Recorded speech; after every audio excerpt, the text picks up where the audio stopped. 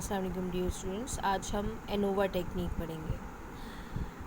Definition इसकी देख लेते हैं। A technique which compares the samples on the basis of their mean is called ANOVA. ठीक है, ऐसी टेक्निक जिसकी बेसिस में जिसमें हम सैम्पल्स को कंपेयर करेंगे on the basis of their mean, such a technique is known as ANOVA. ANOVA is a statistical technique that is used to check if the means of two or more groups are significantly different from each other. और simply आप ये कह सकते हैं कि ANOVA technique तब use की जाती है जब आप equality of more than two means को चेक करना चाहते हैं। टू मीन्स के लिए हमारे पास Z स्टेटिस्टिक भी यूज़ हो सकता है, टी भी यूज़ हो सकता है, लेकिन जब आपके पास बात जो है वो टू मीन्स टू पॉपुलेशन से बढ़ जाती है तो फिर जो टेक्निक हम यूज़ कर सकते हैं वो एनोवा ही होती है। एनोवा के अलावा कोई ऐसी टेक्निक नहीं है जिसको हम equality of more than two means के लिए हम यूज़ कर सकें। अच्छा, types of ANOVA. There are two types of ANOVA, one way and two way. When each observation is classified into one sample or another according to a single criterion, we have a one-way classification.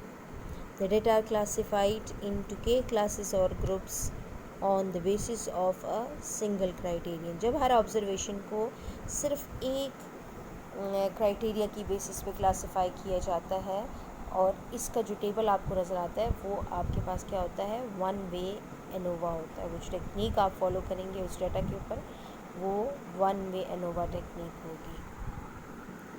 Technical term for a class, group और a variable of classification is treatment.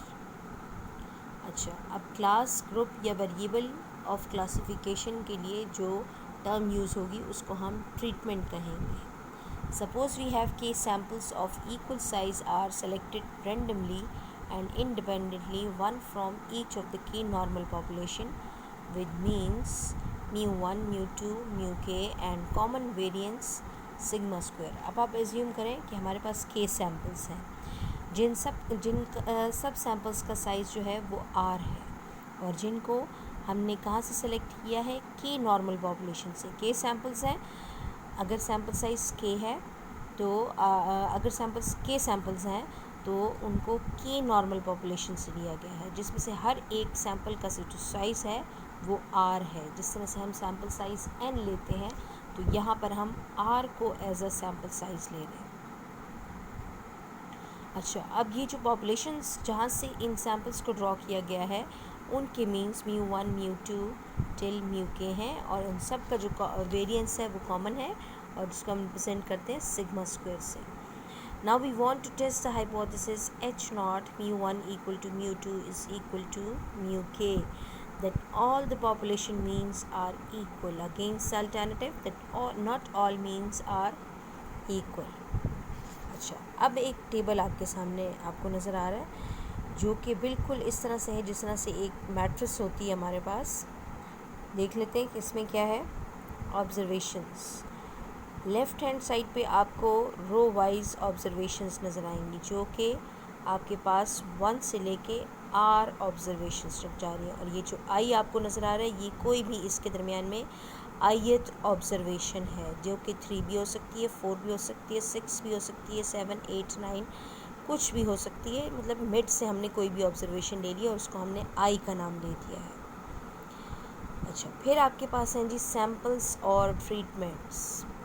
तो ये first sample है, ये second sample है, जेथ sample, कोई भी इनके दरमियान में जो कोई भी एक सैम्पल है उसको हमने जे का नाम दे दिया, टिल केथ सैम्पल। अच्छा, अब ये जो फर्स्ट सैम्पल है इसमें जो फर्स्ट ऑब्जर्वेशन है, क्योंकि इसकी रो फर्स्ट है और इसका कॉलम भी फर्स्ट है तो इसके सबस्क्रिप्ट में जो आपके पास आएंगे नंबर्स वो क्या होंगे, x11।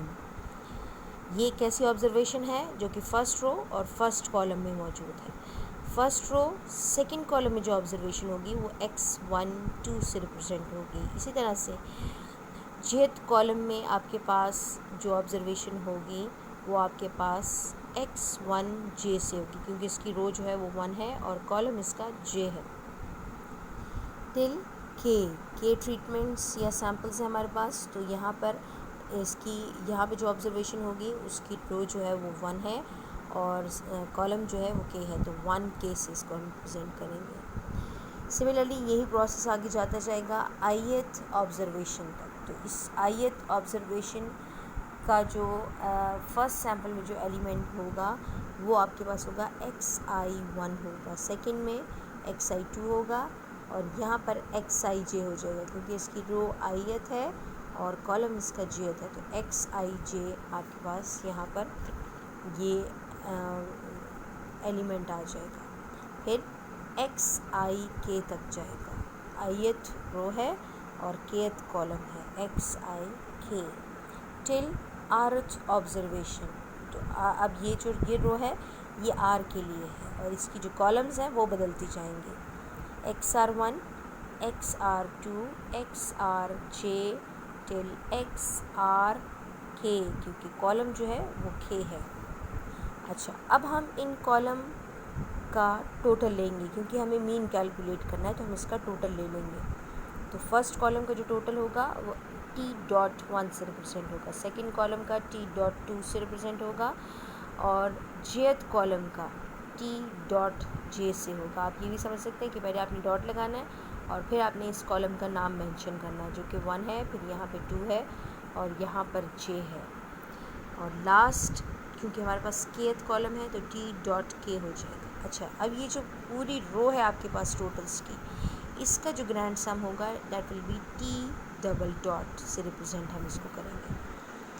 मीन्स, क्योंकि हम मीन्स में इंटरेस्टेड हैं, तो ये जो t.1 है टोटल है, इसका जो मीन होगा दैट विल बी x⁻.1, यानी इस पूरे सैम्पल नंबर 1 का जो मीन है वो x⁻.1 से रिप्रेजेंट होगा, सैम्पल 2 का x⁻.2 से, jth सैम्पल का x⁻.j से और kth सैम्पल का x⁻.k से होगा। ये जो लास्ट रो आपको मीन्स के लिए नज़र आ रही है, इसका जो ग्रैंड सम होगा, ग्रैंड मीन होगा दैट विल बी x⁻.